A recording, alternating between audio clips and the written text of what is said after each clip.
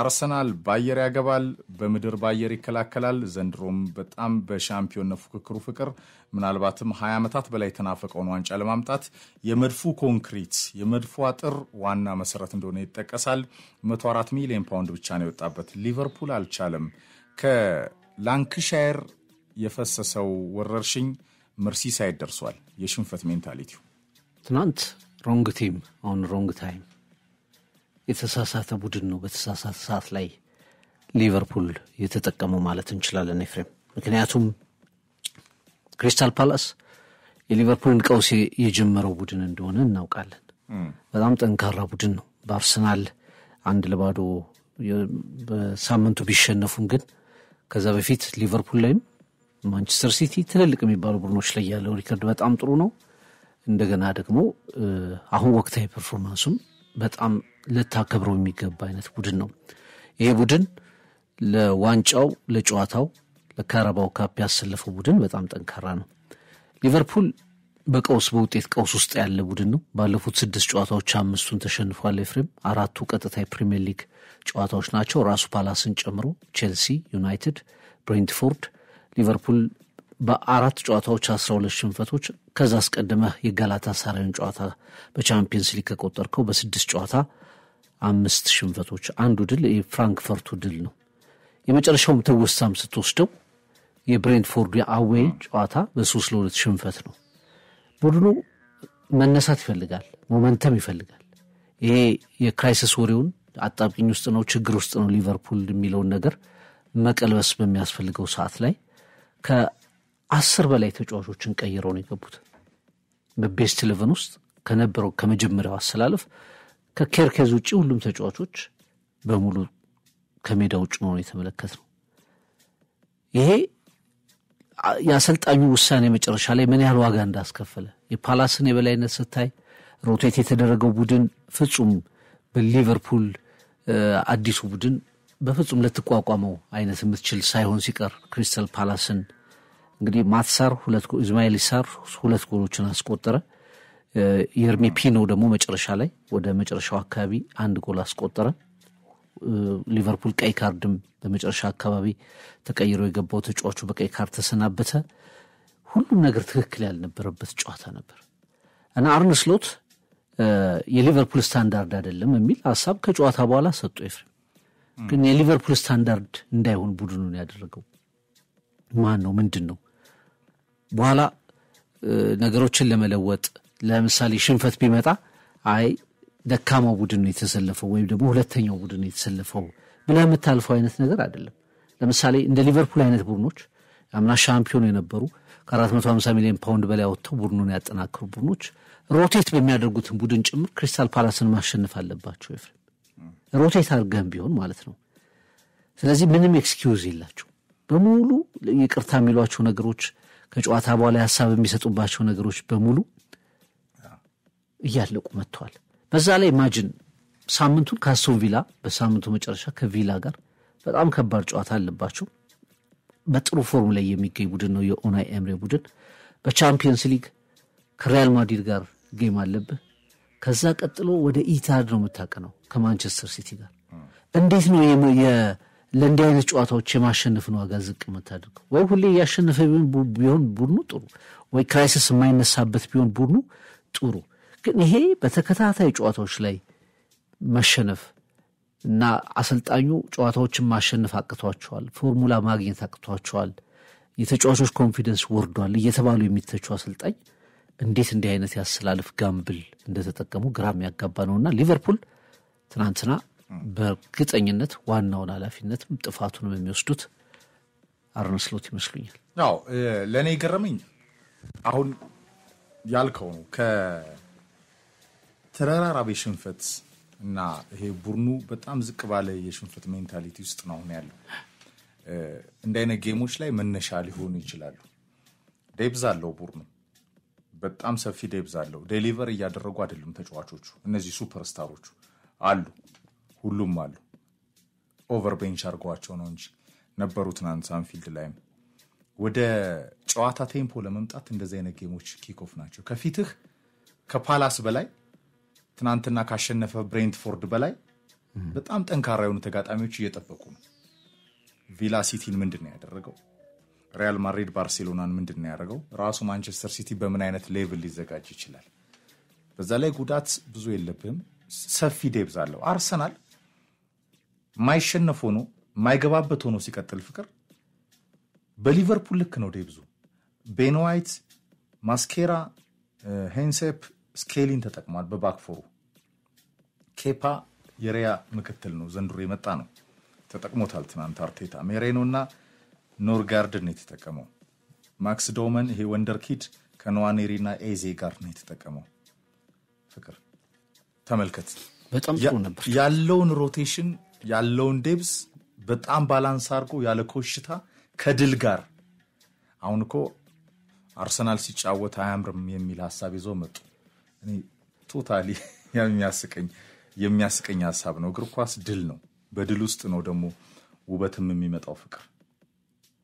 ማሸነፍ፣ መጫወት፣ እንቅስቃሴ ጋር በተያያዘ አርሰናል አሁን አርቴታ ምናልባት በዚህ ሴትአፕ ቀጥሎ ፕሪሚየር ሊግን ካሸነፈ the most boring ቲም ሊባል ይችላል የሚሉ ሐሳቦችን ሳነብ ያስቀኛል። እኔ ቶታሊ ምቀኝነት ነው የሚመስለው። ምክንያቱም አርሰናል ዋንጫ ነው ጥያቄ። ግን ይሄ ቡድን ያሸናፊነት ቴምፖውን ያሸናፊነት ስፕሪቱን ይዞ ሲቀጥል አርነ ስሎት የትናንትና ላይናፓቸው ጎሜዝን ከሮበርትሰን ጋር ሴንተር አፍ አርገህ ሌፍት ባኩን ኬርኬዝን ከጎኑ አርገህ በዚህ በኩል እንደዚሁ ራምሲን ተጠቅመዋል። ኤንዶና እንደዚሁ አንድ ታዳጊ መሃል ሜዳ ላይ ተጠቅመዋል። ከፊት መሃል ሜዳ ላይ ሲኒየር የሚባለው ተጫዋች የነበረው ማካሊስተር ነውና ኬዛ ከፊት አሉ። ሪዮን በግራ መስመር አሰልፈውታል። ይሄ ኒውካስል ላይ በዛ ካምባክ ያስቆጠረው ልጅ የመጨረሻ ሽርፍራፊ ሰከንድ ላይ እንዴ ቫን ዳይክ ራሱ ኩናቴ የትኛው የጨዋታ መደራረብ ነው ያለባቸው ፍቅር?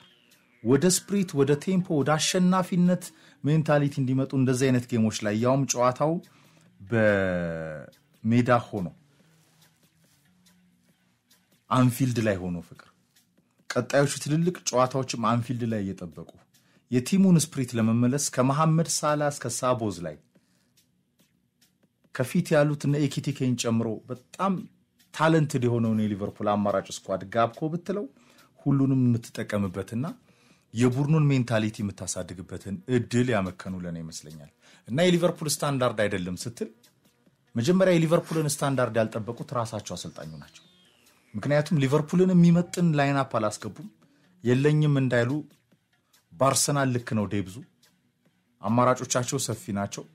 እነዚህ ውህደት ያልፈጠሩት እንደ ፍሎሪያን ቨትስ ጨምሮ ያሉ በጣም ኳሊቲ ተጫዋቾችን ፍቅር ከጌም በማሰለፍ ውስጥ ከሽንፈት ሜንታሊቲ መንጭቀህ እንድትወጣ እድሉን መስጠት ነበረባቸውና በርካታ ታላላቅ ስፖርት ባለሙያዎች የሊቨርፑል ደጋፊዎች በትልቁ ጥያቄ ምልክት ያነሱበት አንደኛ ስሎት ራሱ ግራ ገብቷቸዋል። የግራ መጋባት ውጤት ለኔ ይመስለኛል ፍቅር እንጂ እንደ ኤፍኤል አይነት ብዙ ጫና የሌለበት ጨዋታ ላይ ላይንአፑን አስገብተህ የበለጠ ምን አይነት ውህደት ተፈጥራለሁ በቀጣይ ይሄንን ታለንት እኔ ላይ ነው ጎርፉ እየመጣ የሚገኘው ጫናው እኔ ላይ ነው እየመጣ የሚገኘው በሚል አሰልጣኝ ነው የሚጠየቀው ፍቅር። አምና በምቾት ጫጉላውን አልፈውታል ከዋንጫ ክብር ጋር ምስጋና ለጀነራል ክሎፕ። ዘንድሮስ 430 ሚሊዮን ፓውንድ ያወጣው ስኳድ 15 ነጥብ ሰበሰበ ሳያሳምን እያሸነፈ ከዛ በሰፈረው ቁና መሰፈር ጀመረ። በመጨረሻ ደቂቃ እየገባበት ባክፎሩ የፈረሰ ነው። ሚድፊልዱ ላይ ጥያቄ አለ። ከፊት ማን እንደሚሰለፍ አይታወቅም። በዚህ ዴብስ ይሄ ስኳድ ሊቨርፑል በታሪኩ አይቶት የማያውቀውን ብር አውጥቶ ጊዜና ውህደት ይፈልጋል። ይሄ ያሳምነኛል። ነገር ግን አሰልጣኙ ጊዜና ውህደት ለመስጠት ደግሞ እንደዚህ አይነት ጨዋታዎችን ካመከኑ ይሄ ትናንትና የተሰለፈው ላይንአፕ በድጋሚ አመት ሙሏል ነው በርግጥነት። አንደኛው እንግዲህ ጋምብል ያደረጉት የሚመስለኝ ለኔ ቡድኑ በዋና ቡድኑ ቢገባ ሽንፈቶች እየደጋገመ ነው አይደል? ዋና ቡድኑ ለውህደት ግን የመጀመሪያው ነገር እሱ እኮ ነው። ስለዚህ ምን ማድረግ ይፈልጉ ይመስለኛል የኔ ግምት ነው። አንደኛ የተሰለፉትን ተጫዋቾች ተመልከታቸው። ሮበርትሰንን ሴንተር ላይ ስታረገው፣ ጆ ጎሜዝን ሴንተር ላይ ስታረገው የቡድኑ በጣም ቀሽሙ ተጫዋች አሁን በቤስት 11 ውስጥ ቀሽሙን ተጫዋች ኬርኬዝን ነው ያሰለፉት ያለው ሮበርትሰን ቦታ ላይ ሌፍት ባክ ላይ በችሎታው አይደለም በውህደት ደረጃ ግን ለኔ እስካሁን ምንም ሊመጣለት ያልቻለው ተጫዋች እሱን ግራ መስመር ላይ እንደገና በቀይ መስመር ገና 18 ዓመት ልጅ አሰልፈህ ኮምፕሊትሊ በቃ እጅ መስጠት አይነት የሚመስል አሰላለፍ ተጠቅመዋልና ተጋጣሚ ኮፓላስ ያስታውቃል። መሃል ሜዳ ላይ ኤንዶን ጨምረህ በሙሉ አዲስ ከፊት በፌዴሪኮ ኬይሳ የሚመራው መስመር አዲስ ንጎማ አለ። እንደውም እሱ ትንሽ የተሻለ ነበር። ሪያን ንጎማ እሱ ነበር ትንሽ ላይቭሊ የነበረው በአንፊልድ ሮድ ስታዲየም። ይህን ሲወስኑ በራሳቸው ውጤቱን የሆነ የምትገምተው ነገር ይኖራል። በቃ ኃላፊነቱን ላለመውሰድ በዋናው ቡድን ገብተው ሽንፈት ቢመጣ ላለመጋፈጥ የፈለጉ ነው የሚመስለኝ ኤፍሬም። ምክንያቱም ዋናው ቡድን በተደጋጋሚ ሽንፈት እያጋጠመው ስለሆነ ይሄ የተሸነፈው ቡድን በሁለተኛው ቡድን ኦልሞስት 10 ተጫዋቾች በሙሉ ያልነበሩ ናቸው የሚል ኢምፕሊኬሽን ለመስጠት ነው የሚመስለውና ለምሳሌ ካሜራው ሲገባ አይተከውና ጨዋታው ሲጀምር አርነ ስሎትን ያሳይና ከጀርባ አሌክዛንደር አይዛክ፣ መሐመድ ሳላህ፣ ፍሎሪያን ቪትስ አሉ። 500 ጎል አስቆጥረዋል። ሳቦዝ ላይን ጨምሮ 500 ጎል እነዚህ ሶስቱ ብቻቸው። ይሄ ቡድን ምንም ማድረግ አልቻለም። አብሮ እየገባ ባለፉት 5-6 ጨዋታዎች ላይ ምንም ማምጣት አልቻለም። አንዳንዴ አሌክዛንደር አይዛክ፣ ኤኪቲኬ፣ ሳላህ፣ አንዳንዴ ቪትስን እያስገባ አንዳንዴ ሁሉንም ተጫዋቾች እያስገባ ምንም ማምጣት አልቻለም። ስለዚህ ፕሮቴክሽን ነው ብዬ እንዳስብ ነው የሆንኩት እኔ። ገብቶ ሌላ ሽንፈት ያው በራሱ ቡድን በካራባው ከብ ተሸነፈ የሚልም ነገር እንዳይኖረው የወሰኑ ነው ይመስለኝ። ግን ያመጣው ተጽዕኖ ሞር የሚጎዳ ሆኖ አግኝቼዋለሁ። አንደኛ አሁን ስታቲስቲክሱ ቅድም እንዳልከው እየጨመረ ነው። የት ነው የሚቆመው ብለህ ስታስብ ለመገመት ይከብዳል። ምክንያቱም ቀጣይ ተጋጣሚዎች ካለፉ ተጋጣሚዎች አንጻር በወቅታዊ ፐርፎርማንሳቸው የተሻሉ ናቸው። ስለዚህ ያው ውጤቱ እንደዚህ ይሆናል ብለህ ባትል እንኳን ከሊቨርፑል ወቅታዊ አቋሞች ተነስተህ የሚመጡ ተጋጣሚዎች ከባድ ናቸው። ሁለተኛ ሊቨርፑል ውስጥ የታክቲካል ኮንፊውዥን አለ፣ የውህደት ችግር አለ።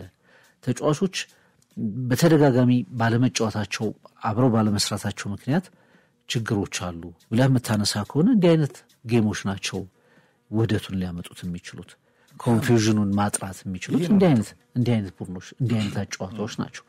አንደኛ በተሸነፍም ከፕሪሚየር ሊጉ ከቻምፒየንስ ሊጉ ከኤፍኤ ካፕ አንጻር ዝቅ ያለ ውድድር ነው። በተሸነፍ ተጫዋቾችም ነፃነት የሚሰማቸው በእንዲህ አይነት ጨዋታዎች ላይ ክሬት የሚያደርጉት የፈለጉትን ነገር ቢያንስ ያለ ጫና ማድረግ የሚችሉት በእንዲህ አይነት ጨዋታዎች ላይ ነው። ሌሎች ውድድሮች በጣም ኤክስፔክቴሽኑም ከፍ ስለሚልባቸው ተጽዕኖ ውስጥ ይወድቃሉ። ይሄንን እንዴት አሰልጣኙ አላሰቡትም የሚሉ ትችቶች እየተነሱ ይገኛሉ። ዘንድሮ ቡድን ላይ ሊቨርፑል እንደ አርነ ስሎት ኮንትሮል አያደርግም ማለት እሳቸው ፊሎሶፊያቸው ጨዋታውን ኮንትሮል ማድረግ ነው።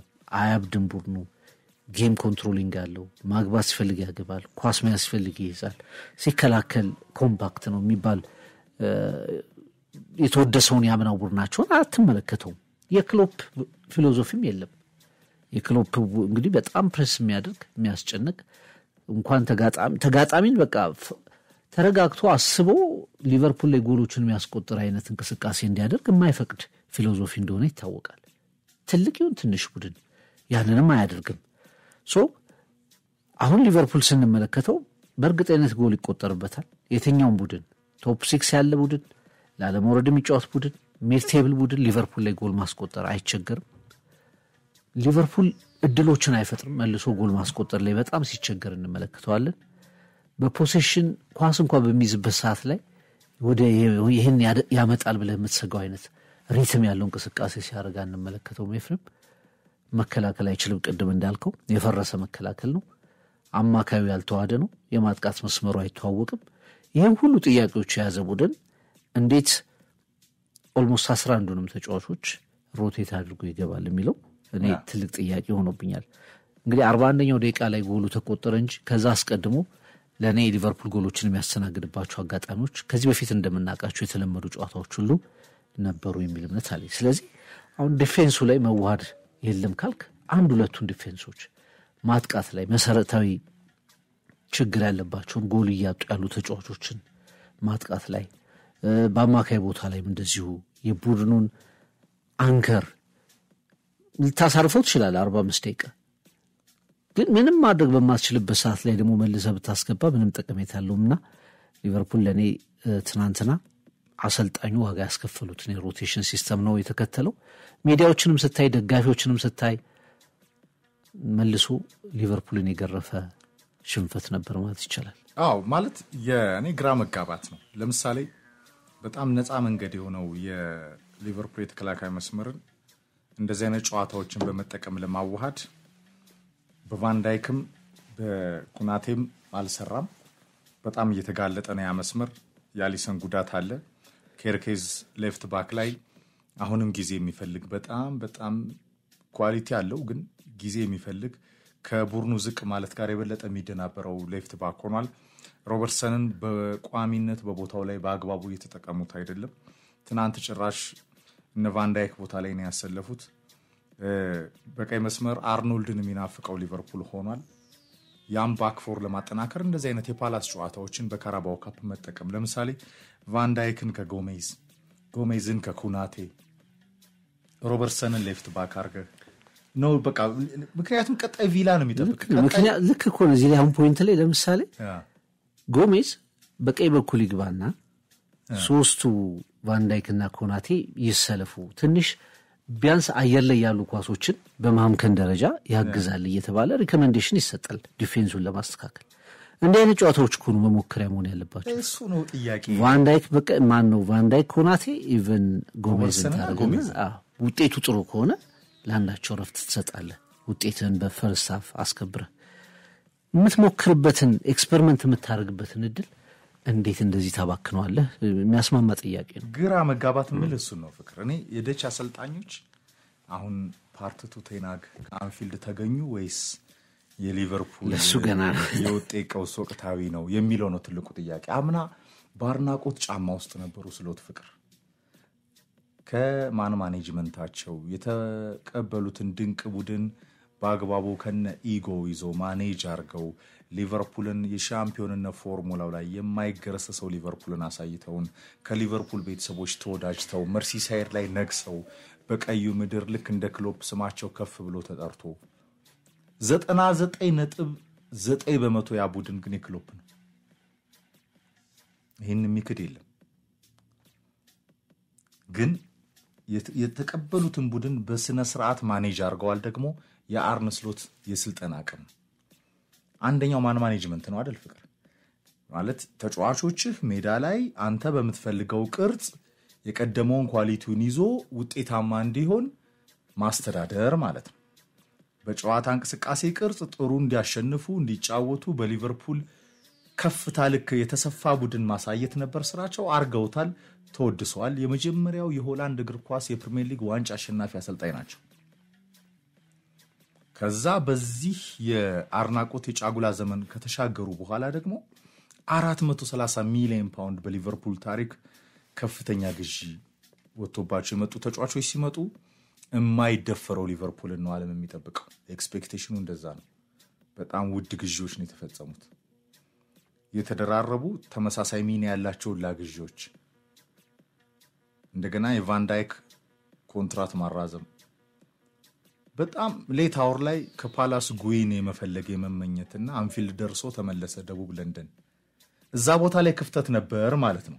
አሁን የሚታየው ከፊት መሐመድ ሳላህን በ400,000 ሳምንታዊ ደሞዝ ኮንትራቱን ሪኒው አድርገህ አምና 34 ጎል ያስቆጠረ የክለቡ ጀግና ከሚባሉ ተጫዋቾች አንዱ። አዳዲስ የነገውን ቡድን የምትገነባባቸውን በሞሳላ ደረጃ ከፍታ የለመዱ ተጫዋቾች ናቸው፣ ወይም ያንን መሆን ለመመኘት የመጡ ናቸው። እንደ ሞግሬት ግን በቁጥርም በሪከርድም በውጤትም ያንን ገና ዴሊቨር አላደረጉም። ኒውካስል የተገነባው በኢሳክ ዙሪያ ነበረ። ኤኪቲኬ አዲሱ ቴሪ ዳንኤል ኦነሪ አንፊልድ ደረሰ ነበረ። ታለንትር ነው። አሁን ቡድኑ በምን አይነት ቅርጽ ነው እየተገነባ ያለው አይታወቅም።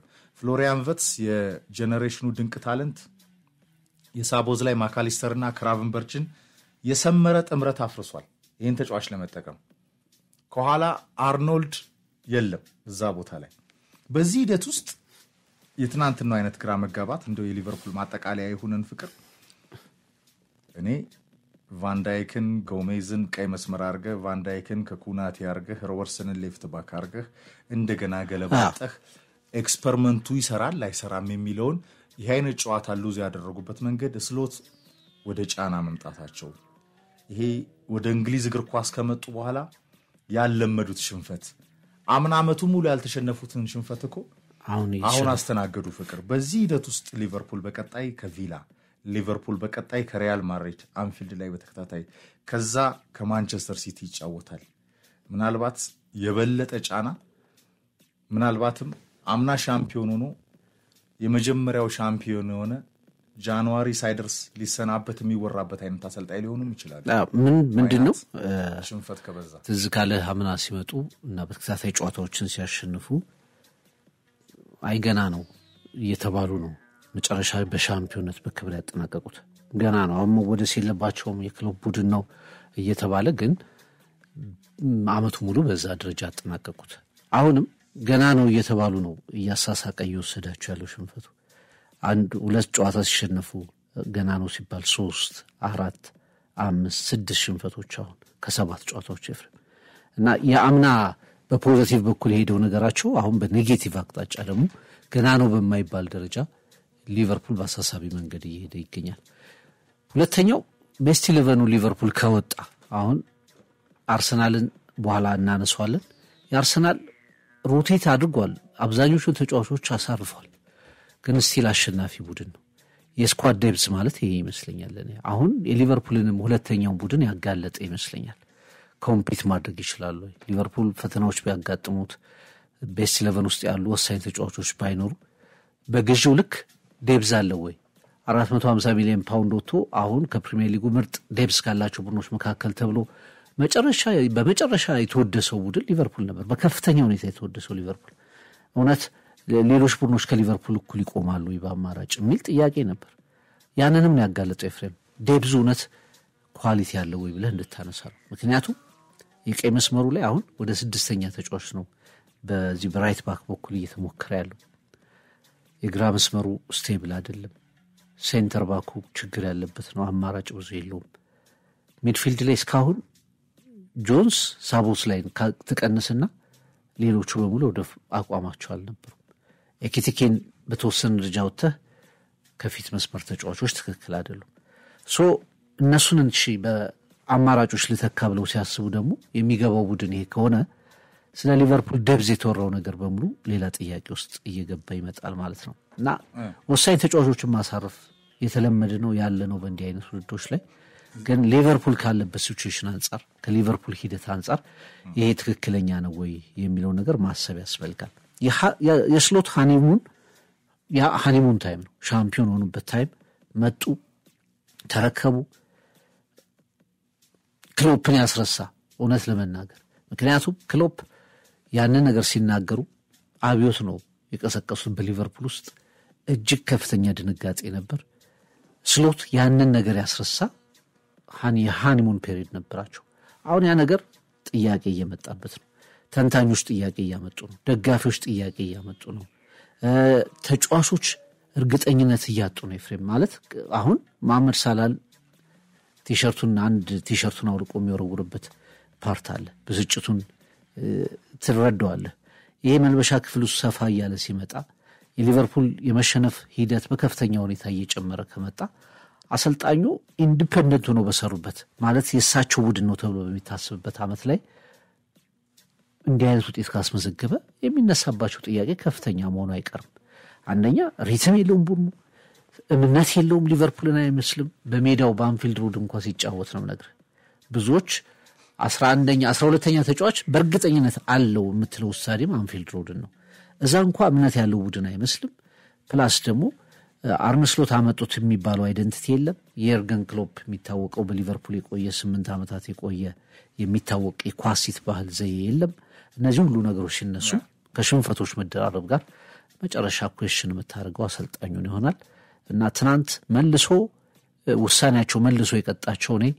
ከቡድኑ በላይ አርነ ስሎትን ነው ብዬ ነው ማምነው ያስማማል ከዴብዝ ጋር ግን ያነሳው ሐሳብ በደንብ ነው ዴብዝ ያለው ፍቅር ሊቨርፑል ሰውየው ነው ያበዱት እንጂ ትናንትና በደንብ ነው ዴብዝ ያለው ይሄን ቡድን ከዚህ ቡድን ደግሞ የሚጠቀሙት 4 ተጫዋች ቢሆን ኤንዶ እንኳን ቦታ የለውም ፍቅር ኤንዶ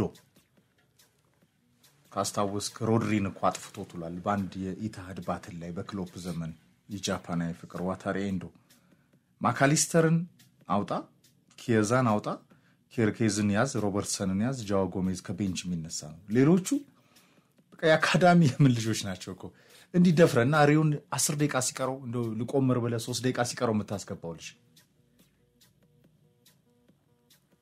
ኤሊየትን ሸኝተዋል።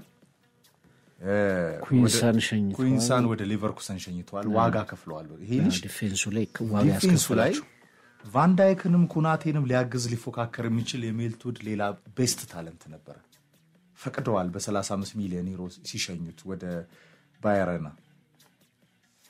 ከርት ጆንስ፣ ክራቨንበርች፣ ማካሊስተር፣ ሳቦዝ ላይ ፍሎሪያን ቨትስ፣ ኤኪቲኬ፣ ሞሳላ፣ አሌክሳንደር ኢሳቅ፣ ኪየዛ በጣም ዴብዝ ቢኖረው እኮ ነው ፍቅር የቻምፒየንስ ሊግ 25 ስኳድ ውስጥ ኪየዛን እኮ አልመዘገቡት። ይህንን አምኖ እየተቀየርክ ትገባለህ። ኤፍኤል ቤስት 11 ትሆናለህ። ኤፍኤ ካፕ ደግሞ ጃንዋሪ ሲደርስል እንደዚሁ በቤስት 11 ትጫወታለህ በሚል ዲል እኮ ነው ይሄ ተጫዋች የቆየው። በርካታ የጣሊያን ክለቦች እየፈለጉት ከሞሳላህም ከ130 ሚሊዮን ፓውንድ ከወጣበት አሌክሳንደር ዘ ግሬት ኢሳክም ከኤኪቲኬም የተሻለ ወርክ ሬት ያለው የተሻለ ነገር ለማሳየት ጥረት የሚያደርገው ቻምፒየንስ ሊግ 25 ስኳድ ውስጥ ያልገባው ኪየዛ እኮ ነው። ዴብዝ ቢኖር ነው አንዱ ማሳያ። ግን ሰውየው ይሄንን ማኔጅ አድርገው የጨዋታ አይደንቲቲ ኖሯቸው አሁን እኮ የክሎፕ ፕሬሲንግ ተኗል። የሳቸው አምና የነበረው ትንሽ ፖሰስ አድርጎ የመጫወት ሚና ዜሮ ገብቷል። እንደ ሉዊስ ዲያዝ፣ ዳርዊን ኑኔዝ አይነት ተጫዋቾች ሁላ በተለይ ሉዊስ ዲያዝ በጣም የሚናፈቀው የኮሎምቢያው ነበልባል እኮ ነው። ኳስ ይዛል፣ ሜንቴን ያደርጋል፣ ይቆይልሃል። ያ ሚና በግራው መስመር ጠፍቷል። መሐመድ ሳላ የተገነጠለው ተጫዋች ሆኗል። ኢኪቲኬ፣ ኢሳቅ ብቻቸውን የሆነ ነገር ለማሳየት ጥረት የሚያደርጉት በጣም ራስ ወዳድነት የሚንጸባረቅባቸው አይነት ተጫዋች ሆኗል። ለቡድኑ በጣም ኦድ ናቸው። ፍሎሪያን ቨትስ ገና በ22 ዓመቱ ሰዓት ላይ ነው የተቀመጠው። ብዙ ይጠበቅበታል። ግን የሰመረውን ሶስቱን ሚድፊልደሮች ሚና አፍርሷል። የሳቦዝ ላይ ክራቨንበርች እና ማካሊስተር ወደ ሊቨርፑል መንገድ 22 ጎል ተቆጥሮበታል። ከትናንትና ጋር 25 ጎል ተቆጠረበት። ፍቅር የሊቨርፑል ባክፎር እንደ ሊቨርፑል እንደ ልቡ ጎል የሚቆጠርበት ቡድን የለም። ሌሎቹ ይከተሉታል የምታውቃቸው። አሁን ሊቨርፑል ሴንተር ሲደረግ ይገባበታል። በየትኛውም የጨዋታ እንቅስቃሴ ይገባበታል። በዚህ ሂደት ላይ እንደዚህ አይነት ላይንአፕ ተጠቅመህ የበለጠ እንዳልከው መደምደሚያው ወደ ራሳቸው ነው የበለጠ ጫናው የመጣው። ሊቨርፑል ይህንን እንዴት ይወጣል? አሰልጣኙስ ይህንን ሚናቸውን ተወጥተው የተጠራጠሯቸው ማሳመን ይችላሉ የሚለው ራሱን የቻለ ጥያቄ ነው። ከሌላው ቀለም የሚለየው ሻምፒዮን መሆናቸው፣ የወረሱት ቡድን በጣም ጥሩ ስለሆነ ይሄ ቡድን የክሎፕ ስለሆነ ነው የሚለው በጣም 100% ያሳምናል። ግን የሳቸው ሚና ነበረ። ወደ ራሳቸው ጫማ ሲመጡ ግን አሁን እየተንሸራተቱ ለኔ ያለ ይመስለኛል። አርሰናል ፍቅር ለወቅቱ የመድፉ ምርጥ አጥር ግንባታ የወጣ ወጪ 104 ሚሊዮን ፓውንድ ብቻ ነው። አሁን ሳሊባ፣ ማጋሊሽ፣ ካላፊዮሪ እና ቲምበር በጋራ የፕራይስ ታግ ቢቀመጥላቸው በዝውውሩ ገበያ የዚህ 3 ደብል ሊሆን ይችላል። ምናልባት ወደ 300 ሚሊዮን ፓውንድ 3 ጎል ብቻ ላይ የተቆጠረበት 28 ጎል አስቆጥሯል ከትናንትናው ጋር። አርሰናል አስደናቂ ጉዞ ላይ ያለው ቅድም ከሊቨርፑል አንጻር ዴብዝንም ሳወራ በቁጥር ደረጃ አሉ፣ በስም ደረጃ አሉ። ዴብዝ አለ ስትባል ልክ እንደ አርሰናል ነው ማጠናቀቅ ያለብህ። አሁን የትናንትናው ጨዋታ ላይ ወጣት ተጫዋቾች አሉ። 15 ዓመት ከሆነች ቀን 302 ቀን አካባቢ የሞላው ማክስ ዶማን በአርሰናል ታሪክ የመጀመሪያው ወጣት ተጫዋች ሆኖ ተሰልፏል ትናንት። እሱን ጨምረህ ኖዋኔሪ በጣም በርካታ ያንግስተሮች እድል ተሰጥቷቸዋል። ኤክስፒሪየንስ ያላቸው ተጫዋቾችም ደግሞ እንደዚሁ ወደ ሜዳ ገብተዋል።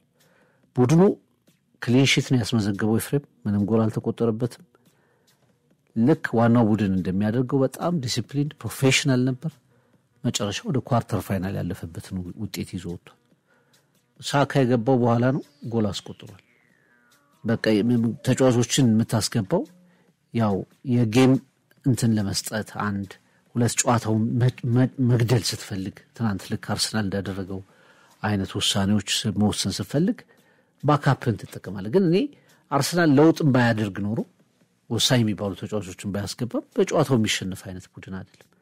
ሁለተኛው ቡድን ይሄ ዴብዙን በደንብ በኳሊቲ ባጫወት እንደገና ደግሞ በውጤት ጭምር ያሳየ ነው። ብራይተን ክሪስታል ፓላስ ኦልሞስት ተመጣጣኝ በመትላቸው ደረጃ ናቸው ተጋጣሚዎች። ሊቨርፑል ሻምፒዮን በግዢ የሊቨርፑል ይበልጣል። ስለዚህ ግን በአማራጮች ቀይረው ሲገቡ አንድ ውሳኔዎች፣ ሁለት ደግሞ ውጤቶች ሜዳ ላይ የታዩት ነገሮች ሊቨርፑል ሁለተኛው ቡድኑን እንደገና ልታምነውም እንደማትችል ያሳየ ፐርፎርማንስ አሳየ። አርሰናል በአንጻሩ ደግሞ ስለ አርሰናል ሁለተኛ ቡድን አይደለም የሊቨርፑል ሶስተኛ ቡድን ኦልሞስት ውሳኔያቸው ኤግዛክትሊ ውሳኔያቸው አትሊስት አራት አምስት የነበረውማ ፍቅር አራት አምስት ተጫዋቾችን ማስገባት ይችሉ ነበር ከቀረው ቡድን ውስጥ። ሶ ምን ልልህ ነው እንደ አርሰናል አይነት ቡድኖች አሁን ትናንት ተመሳሳይ የሚያደርገው ልክ በ39ኛው ደቂቃ ላይ ያገቡ ክሪስታል ፓላስ ላይ ተከላክለው ወጡ። ባለፈው እንደዚሁ 57ኛው ደቂቃ ላይ ጎል አስቆጠሩ፣ ተከላክለው መውጣት ቻሉ። ትናንት የፈርስት ሃፍ ላይ ጎል የለውም አርሰናል። እንደውም ብራይተን ኮንትሮል ያደርገው ይመስላል ጨዋታው። ግን ብራይተን ኮንትሮል ሲያደርግ አርሰናል ፓኒክ አያደርግም። በቃ ምንም የሚቸገር ቡድን አይደለም። የትኛው ቡድን ጨዋታውን የተቆጣጠረ ሲመስል አትሊስት ጎሉን ዲፌንድ ያደርጋል። ከዛ የሆነሽ ሞመንት ይጠብቃል። ያንን ሞመንት ተጠቅሞ ጎል ያስቆጥራል። እንደገና ቀሪዎቹን ደቂቃ ደግሞ መከላከል ይችላል። በአንድ ወር ውስጥ ኤፍሬም 6 ጨዋታዎች ምንም ጎል አላስተናገደም። በጣም ሶሊድ የሆነ ዲፌንስ 28 በቁጥሮች የተደገፈ በውጤት የሚታይ በጣም አስደናቂ ዲፌንስ ይዟል። ትናንት ኤተን ንዋነሪ ነው የመጀመሪያውን ጎል ያስቆጠረው 57ኛው ደቂቃ። 76ኛው ደቂቃ ላይ ቡካዮ ሳካ ጎል አስቆጠረ። በጨዋታው ማክስ ዶማንን ማየት በጣም ያዝናና ነበር። በጣም አዝናኝ ነበር እውነት ለመናገር። የመጨረሻ ውሳኔዎቹ ላይ ያው ልጅነት፣ እድሜ፣ ኤክስፒሪየንስ የምትጠብቃቸው ነገሮች አሉ። ግን አስቸጋሪውም ተጫዋች ነበር። ብዙ ሰው በ15 ዓመቱ የት ነው እና አርሰናል አንደኛ የማሸነፍ ኮንፊደንስን ቡስት ያደርጋል። አንድ ሁለት መጫወት የተራቡ ብዙ ኮከቦች እያሉ ቡድኖቹ ውድድሮቹ እንዲኖሩ ያደርጋል። የምትጫወትባቸው ጌሞች እንዲኖሩ ታደርጋል። አሁን ንዋኔሪን ስንት ጨዋታ ላይ ተመልክተነዋል። ዶማንን ስንት ጨዋታ ላይ ተነዋል። ኤፍሬም የሉም እኮ አትጠቀምባቸውም። እንዲህ አይነት ውድድሮች እያሸነፍክ ስትቀጥል አንድ የቡድን የማሸነፍ ስታቲስቲክስህን በራስ መተማመንህን ውህደትን ከፍ ያደርጉታል። ሁለት ተጫዋቾችንም ትፈጥርበታለህ። እድል እየሰጠህ ነገ ደግሞ ቡድኑን የሚረከቡ ተጫዋቾችን ትፈጥርበታለህ። ቡካዮ ሳካ አሁን የአርሰናል ማትተካው ተጫዋች፣ ወሳኙ ተጫዋች 2017 ላይ በእንዲህ አይነት ሜካኒዝሞችም ጭምር የመጣ ተጫዋች ነው። አርሰናል አካዳሚውም ወጣት ቡድኑ ቀጥሎ ያለውን ቡድኑ ከዋና ቡድኑ ጋር ያለው ውህደት ጥሩ እንደነበረ ያሳየ ነው። ሊቨርፑል ደግሞ በውጤቱ ምክንያት እንግዲህ ይሄ ቀውስ እስከ የትኛው ጫፍ ይቀጥላል ብለን ሌላ ጥያቄ እንደናነሳ የሚያሳይ ውጤት አሳይቶ ነው የተጠናቀቀው። አሁን ትናንትና አርቴታ ፍቅር በዚሁ ማሳያ ለሊቨርፑል ቤን ዋይትን 70ኛው ደቂቃ ላይ በቲምበር 70ኛው ደቂቃ ላይ ፔንሴፔን በማጋሌሽ 71ኛው ደቂቃ ላይ ዶማንን በሳካ እንደገና ኖስን በራይስ 83ኛው ደቂቃ ላይ ኤዜን በሊያንድሮ ትሮሳርድ ቀየረ። ቤስ 11 ላይ እንግዲህ የነበሩት ማስኬራና ፔንሴፔ ነው። ስኬሊና ቤን ዋይት፣ ሜሬኖ ኖርጋርድ ናቸው። ዶማን፣ ኖዋኔሪ፣ ኤዜ እና ኖስ ከፊት ሆኖ ኬፓ ከግብ ጠባቂ ቦታ ላይ ቤንች ላይ ሬያን ጨምሮ ተቀይሮ የገቡት ዋና ዋናዎቹ ሱፐርስታሮች የመድፉ የውጤት ሚኒስትሮች ማጋሊሽ፣ ሳካ፣ ቲምበር፣ ሊያንድሮ ትሮሳርድ ተቀይሮ ገብቷል። ራይስ ገብቷል። ዙቢሜንዲ ዋናው አጥቂ ዮከሬስን ጨምሮ ቤንች ላይ ያሉ ከካላፊዮሪ ጋር ሳቦዝ ላይ ክራቨንበርች ሞሳላህን ጨምሮ ፍቅር ቫንዳይክ በለው ኩናቴ በለው መማርዲሽ በለው የሊቨርፑል ሁለተኛው ግብ ጠባቂ ቤንች ላይ እንኳን አልነበሩ። ሊቨርፑል እንደ አርሰናል እንዲህ ያሸነፈ ሰምሮለት የመጣ ቡድን አይመስልም። አሰልጣኙ ግራ መጋባታቸው ማሳያ ነው። ኢቭን ከቤንች እንኳን ሲቸገር ቡድንህ ሪሶርስን እንዴት አትጠቀም? አውት ኦፍ ቤንች አድርገህ ጨዋታ እንዲያዩ እንደተመልካች አስቀምጣቸው ጃኬት አልብሰ ይሄ እንዴት ቡድኑ ለማዋሃድ ይሄ የፓላስ የትናንትና 90 ደቂቃ አንድ የሆነ ሌሰን ይዘው የሚወጡበት ጨዋታ ይሆን ነበረ። ከጌም አናሊሲስ ይሄ ነገር እንዴት ይሰራል የሚለውን ለማወቅ ምናምን መልሰም አትጠቀማቸውን 4-5-6 ተጫዋቾች ትናንትና ሊቨርፑል አመቱ ሙሉ ማይጠቀማቸው ተጫዋቾች ተጠቅሟል። የቪላ ጨዋታ ላይ ተጠቀማቸዋል። የትናንትና ቤስት 11ኖች ከማካሊስተር ከኬርኬዝ ከሮበርትሰን ምናልባት ከጎሜዝ ውጪ ወይ ደግሞ ከኪየዛ ውጪ ከነዚህ ከጠሯቸው እንኳን ማካሊስተርን ወደ ቤስት 11 ኬርኬዝ እና ሮበርትሰንን ልትጠቀም ነው የምትችለው። ኢቭን ጎሜዝን እየተጠቀሙት አይደለም። እና የክሎፕ ማን ነው የስሎት ትልቅ ግራ መጋባት ነው። ከሲዮ ዲያሪ ላይ ከንትን በኋላ ከጨዋታው በኋላ ማስማማ ማሳብ ስለሆነ ይመስለኛል እኔ ሰዎች ስለወጣ ነው ብር ትልቅነት ያወራሉ አሉ። ስለ ብዙ ዴብዝ ያለው ስኳድ እንዳለን ያወራሉ አለ። ግን እንደሚወራው ያህል ስኳዳችን ሰፊ አይደለም የሚል ነገር ተናገሩ። በየጊዜው ምክንያት እያቀረቡ ነው ኤፍሬም። በእርግጥ ጉዳት አለ፣ የተወሰኑ ተጫዋቾች ይጎዳሉ። አርሰናል ቤት ጉዳት አለ፣ ለዛውም ቁልፍ የምትላቸው ተጫዋቾች አንበሉ ከይል ጉዳት አለ። ካፕቴን ፋንታስቲክ አምና ማንቸስተር ስንት ተጫዋቾች ነው ጉዳት የነበሩት? ሲቲ በስንት ተጫዋቾች ጉዳት ነው ያን ያህል ሰፈር ሲያደርግ የነበረው? አንዳንዴ ባሉን ተጫዋቾች ጭምር በክሪስታል ፓላስና በሊቨርፑል መካከል ቢያንስ ልዩነቱ ይጠባል እንጂ መፎካከር እስኪያቅተው ድረስ ነው። በቃ ፓላስ በሄደ ቁጥር አደገኛው ጎል አስቆጣሪ ቡድን፣ ሊቨርፑል ትንሽ ቡድን የመምሰሉ ነገር ትንሽ ግራ የሚያጋባ ነውና ኮነር ብራድሊ ብቻ ነው በቀኝ በኩል የነበረ የተከላካይ ነው። አይዛክን ላለመጉዳት በጉዳት እንዳይጋለጥ ነው ያስቀመጥኩትና ሰዎች እንደሚያስቡት አይነት ሰፊ ስኳድ የለኝም የሚል ሐሳብ ተናግሯል። እኔ ያስማኝ በፍጹም ሊያስማማኝ አይችልም። ፍቅር ለማንኛውም ግራ መጋባትና ጫናን፣ ፕሬዠርን፣ ውጤት ማጣትን፣ የሰበሰብከውን ሰፊ የከዋክብት ጥርቅምን በአግባቡ ወደ ውጤት ፎርሙላው የማምጣት ጥያቄ ምልክት ውስጥ ስትገባ ኢንተርናልም ኤክስተርናል ያሉ ከውጭም ከውስጥም ያሉ የውጤት ማጣትን ተከትሎ ያሉ ጫናዎችን ማኔጅ አድርገህ ያኮረፉ ተጫዋቾችን ፖቴንሻላቸውን አውጥተው ለመጠቀም የተሳናቸውን በጣም ንጉስ የነበሩትንም ሜዳ ላይ ዴሊቨር የሚያደርጉ ተጫዋቾችን በዛው ፐርፎርማንስ እንዲቀጥሉ የማድረግ ስራ ያሰልጣኝና ያሰልጣኝ ብቻ ነው። ያኔ ነው ሲስተሙ ይሰራል። ፍልስፍናው ይሄ ነው። ከትናንትና ከወረስከው ቡድን ያውም የሻምፒዮንና ሜንታሊቲ ገንብተህ መተህ ዋንጫውን አንስተህ በጣም እኮ እንደ ህልም ነው እኮ ይሄንን ዋንጫ ለማሸነፍ ብዙ ትልልቅ ቡድኖች እኮ አመታትን እየጠበቁ ነው ወደ ሻምፒዮንነት የመጡት። ፍቅር ክሎፕ በ5 ዓመት መልሰው የቃኙት ቡድን ነው። እሳቸው በክብር ተሸኙ፣ ብዙዎችን አስከፍተው ስለሚናፈቁ። ግን አሁን ዘሲዮ ዲያሪ ላይ በቀርሙ በሰጡት ኢንተርቪው ላይ አንድ ፍንጭ ሰጥተዋል። ፍቅር ለኔ ወደፊት ምናልባትም የሊቨርፑል ያን ተስፋ ሊሆን የሚችለው ሊቨርፑል ጨንቆት አይመስልኝም። እኔ ደጃቸው ሄዶ ከቆመ ደጅ የሚያስጠና ይል ሊቨርፑል ጨንቆት አሁን ልክ ነህ የሚመለሱ አይመስልም ከእንትናቸው። ግን ያን ግሪን ላይት ሰጥተዋል በዛ ኢንተርቪው ቃል በቃል ነው ያሉት። ሊቨርፑል የሚፈልጋቸው ሆኖ ተጨንቆ ተቸግሮ ፍቅር ክሎፕ ደጃፍ ሄዶ ሊቨርፑል ደጅ ከጠና የሚጨክል ልብ እንደሌላቸው ግን ተናግረዋል በኢንተርቪው። በነገር ላይ ይህንን ዘኮፕስ ተስፋ ስለ አርቴታ ያወራላት የዝንጀሮ ታሪክ እሳቸው ላይ እኮ ደርሳለች። እንዴ በጣም እንጂ እሳቸው ላይ ክሎፕ ፍሬውን ሞክረው ከጓርዲዮላ ጋር ተባትሰው ብዙ ነገር ሞክረው መላጣው ዝንጀሮ መጡ መጨረሻ። ለማንኛውም የስሎት ኬሪየር ውጤት ሲጠፋ በብዙ መንገድ ትፈተናለህ። ድል ሲመጣም በየትኛው መንገድ ስትቃኝም ፍቅር የሻምፒዮንነት ፎርሙላው ላይ ይወራልሃል። ይሄ ለኔ አንደኛ የሞደርን ፉትቦል የሙያተኞች፣ የተጫዋቾች፣ የስቴክሆልደሮች አጠቃላይ ጥያቄ ይመስለኛል። አርሰናል ግን ከባክፎሩ ጥንካሬ ከቡድኑ የሻምፒዮንነት ምኞት ሜንታሊቲ ጋር በአግባቡ የተቃኘ አልቲሜት ጎል ያስቀመጠ ማሸነፍን በ90 ደቂቃ ድምር ውጤት ውስጥ ዋናው ዓላማ አድርጎ የተሰራ በዛ ፎርሙላ ገና በጊዜ የተብላላ ቡድን ሆኗል። ይህንን ይዞ መቀጠል ነው የአርሰናል ትልቁ ጥያቄ።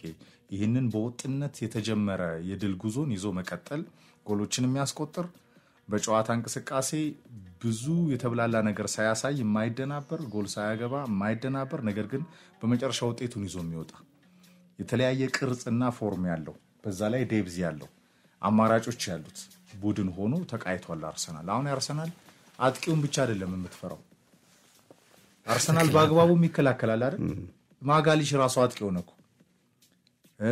ቲምበር ራሱ ሜሬኖ በትልልቅ ጌሞች ላይ ጭምር እየገቡና ሴት ፒስን በደንብ ይሄ ከነሙሉ ክብሩ ማዕረጉ በአግባቡ የሚጠቀም አይነት ቡድን ሆናልና ኒኮላስ ጄቨርን የሚያደንቋሉ የሚተቹአሉ የሚተቹት ግድ የለም አርሰናል እንዲሸነፍ የሚፈልጉት ናቸው እንጂ አርሰናል አልቲሜት ጎል አስቀምጦ ፍቅር ማሸነፍና ዋንጫን አስቀምጦ የሚንቀሳቀስ ይሄ ኩርፊያ የሌለበት ሮቴሽኑ የሰመረ ሁሉም ተጫዋቾች በደስታ አርሰናል ከዘረጋው የውጤት አክሽን ፕላንና ፕሮጀክት ጋር በሃዲዱ እየፈሰሱ ባለፈው አንድ ፖይንት ስታነሳ ነበር አርሰናል በጣም መተቸት የሚኖርበት ይሄን አጫወት ተከትሎ 3 ነጥብ ሉዝ ካረገ ኤግዛክትሊ ሁለቱንም ካሳጣ ወይ ደና ተጫውቷል ብለህ እንኳን ለተወሰነች ደቂቃ ማጥጽናና ከተሸነፈ ብቻ ከተሸነፈ ችግሩ ነው ብለህ ልታነሳው ትችላለህ ማሸነፊያ እስከሆነ ድረስ